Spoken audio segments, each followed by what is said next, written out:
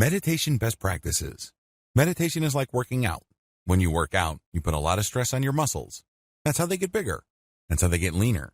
That's how they get stronger. The same applies to your mental muscles, because that's what meditation is. It's a mental workout.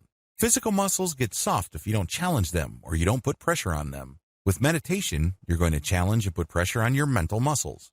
Believe me, it is quite a workout to let a mental image just pass over your head like a cloud without judging it. For example, there was an episode of your childhood that used to burn you through your core because it was really humiliating. It was disgusting. Whatever it was, it takes effort to do that. But that's how you challenge your mental muscles.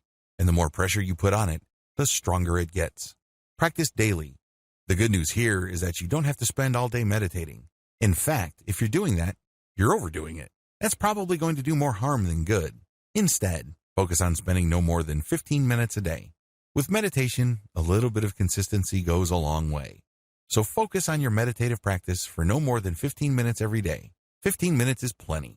Associate your meditative state with certain stimuli. This is for advanced students. Usually, by this point, it will probably take months, if not years. But most people, if they're consistent, will reach this point. When you perceive any new stimuli, allow yourself to focus on your meditative state. You're basically linking the meditative state of peace, calm, inner serenity, and harmony with stimuli that normally upsets you. For example, if you work with an ex, it can be quite uncomfortable, awkward, and frustrating. This person broke your heart, this person cheated on you, or you're embarrassed because it didn't work out. Whatever the case may be, it's going to be very hard to handle that stimuli. After you've meditated and you've gained some emotional distance, allow yourself to look for that stimuli and link it with a meditative state.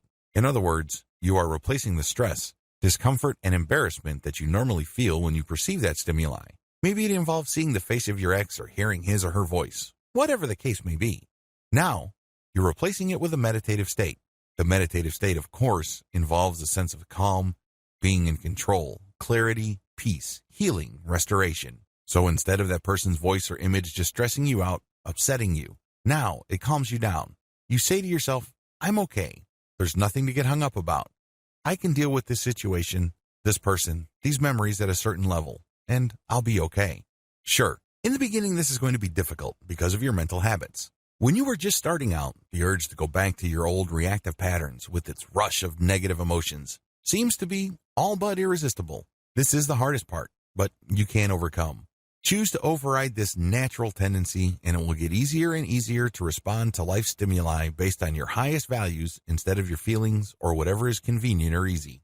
The more opportunities you seek to practice your newfound power over your emotions, the stronger your mind becomes. It also makes the link between certain positive stimuli and positive emotions or positive mental states. Of course, none of this happens all at once. It takes time. Still, every time you successfully choose to focus on being calm and successfully recall the mental calmness of your meditative state, the easier it gets. The secret is practice. Interestingly enough, to get the practice you need, you actually have to seek out situations or stimuli that normally stress you out.